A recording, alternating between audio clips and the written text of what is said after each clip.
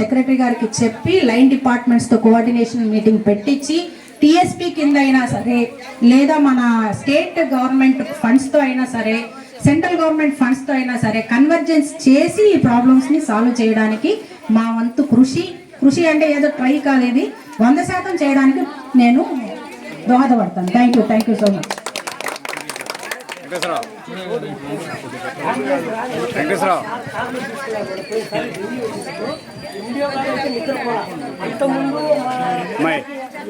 Open చేయట్లేదు అమ్మాయి, open చేయమ్మాయి.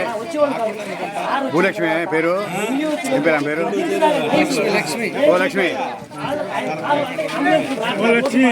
Open చేయదాన్ని. నీ పని నీదే, నేను నీకు అర్థం లేదు అసలు.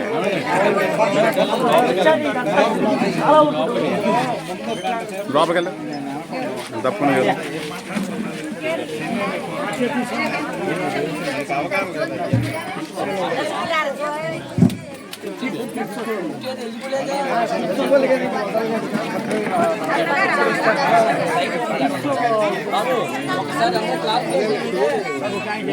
కానీ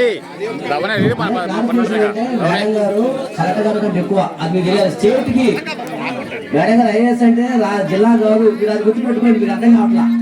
స్టేట్ నుంచి వచ్చారు, ఇలాంటి మన స్టేట్ లో ఎంత కరెక్ట్ ఉన్నారో అదంతా కలెక్టర్ గారితో కలిసి చేస్తాం. ఎవరు పెద్దగా చిన్న కాదు, గవర్నమెంట్ సర్వెంట్స్ అంతా మీకు సర్వెంట్స్, అందరూ చిన్న పబ్లిక్ తో కంపేర్ చేస్తాయి. కాబట్టి నేను పెద్ద కాదు, ఏది కాదు, సమిష్ట కలెక్టర్ గారు కూడా మాతో కలిపి చేస్తారు, మేము కూడా కలెక్టర్ గారితో కలిపి చేస్తాం. ఓకేనా?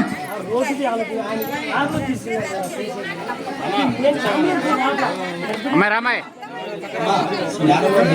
లక్ష్మి వర్షాకాలంలో డెంగ్యూ వస్తుంది, పెట్టేసి ఎవరంటూ వాళ్ళని తీసుకోవాలి. ఎవరు ఇప్పుడు ప్రజెంట్ పర్మనెంట్ గా కాంగ్రెస్ మేడం పెడతారు. అప్పటి వరకు ఏంటంటే ఈ సమ్మర్ లో వర్షాలు వచ్చాయి మొదలైంది, ఎవరింటి ముందు వాళ్ళు తీసుకోమని.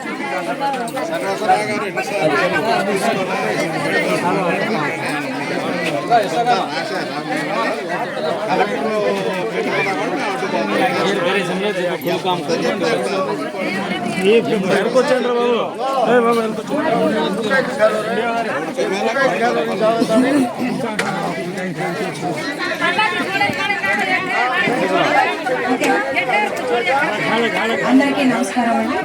ముఖ్యంగా ఈరోజు చంద్రపట్ల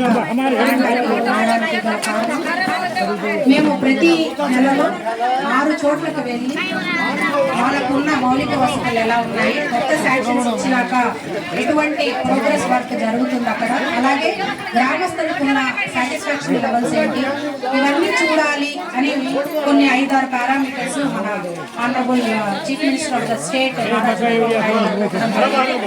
దాంట్లో భాగంగా ఈరోజు ఈ తాండాన్ని ఎంచుకున్నాము. ఇది 3వ శనివారం కాబట్టి మనం స్వచ్ఛాంధ్ర స్వర్ణాంధ్ర కింద కూడా ఇందాకే స్కూల్లో ప్లెడ్జ్ చేయడము, అక్కడ ప్లాంటేషన్ చేసి పిల్లలందరికీ కూడా సాసా ప్రోగ్రామ్ మీద అవేర్నెస్ క్రియేట్ చేయడం. అక్కడ నుంచి పోస్ట్ మెట్రిక్ హాస్టల్ లాస్ట్ ఇయరే మనం ఇక్కడ స్టార్ట్ చేశాము. ముఖ్యంగా ఎస్టీ అబ్బాయిలకి, ఎటువంటి వసతి లేని వాళ్ళకి అంత దూరం నుంచి వచ్చి తాండా నుంచి అక్కడికి పోయి చదువుకోవడానికి ఇబ్బంది కాబట్టి గత సంవత్సరంలోనే మన ఇక్కడ డిగ్రీ కాలేజ్లో ప్లేస్ ఇస్తే, జూనియర్ కాలేజ్లో ప్లేస్ ఇస్తే మనం అక్కడ ఎస్టాబ్లిష్ చేయడం జరిగింది.